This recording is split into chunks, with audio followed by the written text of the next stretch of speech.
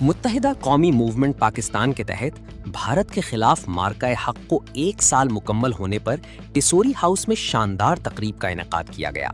تقریب کی میزبانی سابق گورنر سندھ کامران ٹیسوری نے کی، جبکہ جشن مارکہ حق کی تقریب میں مختلف ممالک کے قونصل جنرلز، سیاسی شخصیات سمیت MQM کے رہنماؤں نے بڑی تعداد میں شرکت کی۔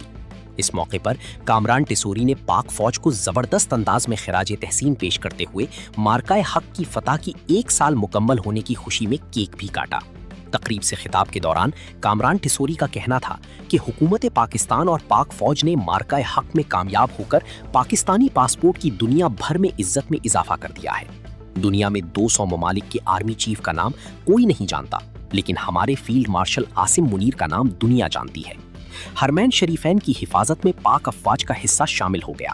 پاکستان کی عسکری وقت کا اندازہ پوری دنیا کو ہو گیا ہے۔ اب پاکستان مارکہ حق میں فتح یابی کے بعد مارکہ معیشت کی جانب گامزن ہے۔ اس پر ہمیں فخر ہونا چاہیے کہ جن کی صلاحیتوں نے، سمجھداری نے اور ویژن نے آج پاکستان کو دنیا میں ایک مرکز بنا دیا۔